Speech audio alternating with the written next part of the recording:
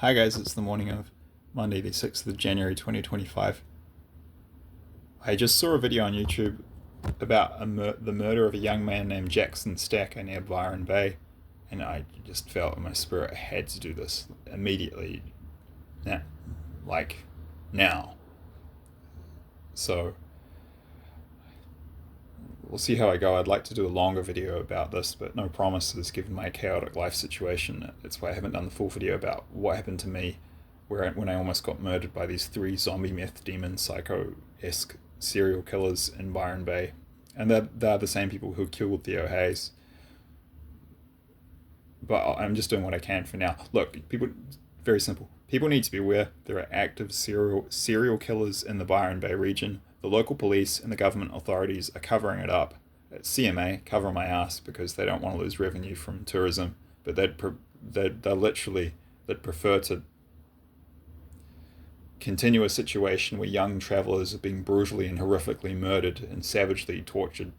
I think tortured as well, and stuff out of a horror movie, like something out of Wolf Creek.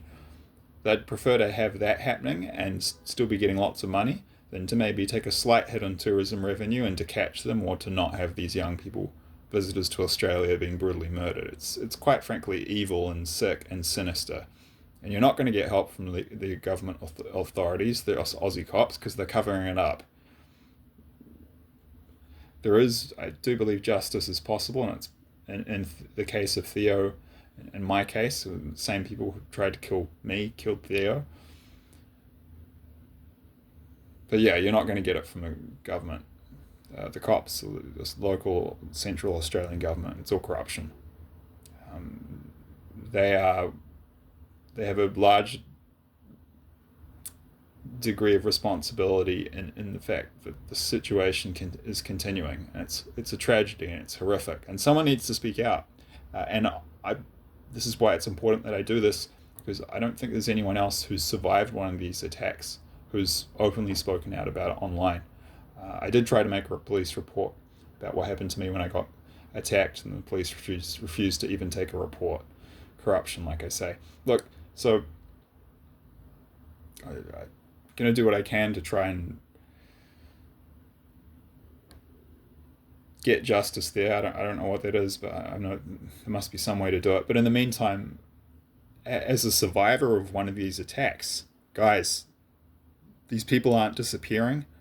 It's not suicide. They're serial killers. Serial killers, to repeat, are hunting people. They're hunting humans, and they're highly intelligent. They're extremely evil.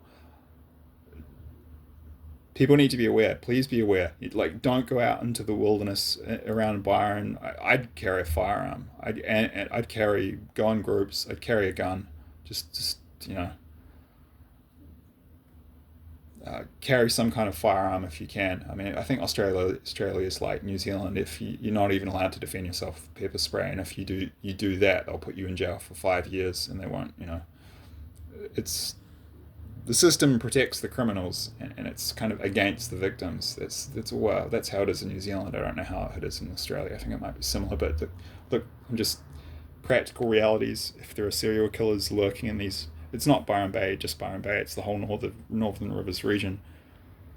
Yeah, take a weapon when you go out into wilderness areas. At the minimum, I wouldn't go out alone. I'd go out in groups, and just be very careful. Be aware that these people, and they're actively hunting people. I can give you the full story with mine. They tracked me like an animal, and they were watching me. I couldn't see them. Like, I've been hunting. They were hunting me like I was a deer.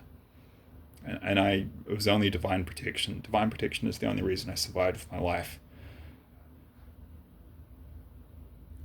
And like I said, hopefully I can do something to help try and get justice and closure for Theo and all these other victims of these horrible crimes. But people need to know. Yeah. In the meantime, the least I can do is put out the warning, because you're not going to get it from anyone in Australia, and from any private, from any tourism group, or private sector, or the public sector, the government, because they don't want people to know about this because it might affect tourism revenue.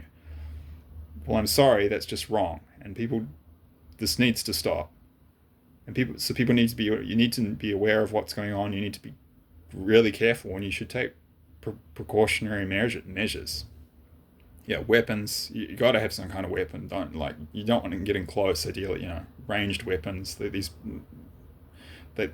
when they attacked me, they had hand weapons, knives, and they've done that with other people. Ideally, take them out before they get close. But if it's you or them, like, you can just. What are you gonna? What would you prefer to deal with? Having being tortured to death and having your head slowly hacked off like something out of the film Wolf Creek, or dealing with some legal troubles. Okay, I know which I'd rather pick. I know our countries don't let it. New Zealand, Australia, and the UK, not like the US. We're not allowed to defend ourselves. The state doesn't let us do that. Unlike in the US, comes to mind intuitive is like, yeah, just a handgun. Be creative, maybe a crossbow, a hunting rifle. I don't know. I'm serious. So you need a weapon if you're going out there in those areas, because it's just like in Africa, or one of these regions, or Alaska, where in the US where there are grizzlies. You don't go out unless by yourself, if you're smart with proper weapons. I mean, people go into areas where there are lots of grizzlies. The smart people, they carry automatic shotguns, and they'll have a secondary firearm as a backup. That's kind of what you need to be dealing with, thinking about if you're in the wilderness areas there. And I'm not kidding. This is not a joke or exaggeration. You need to have high-powered weapons for self-defense. And don't go alone. Be especially careful at night.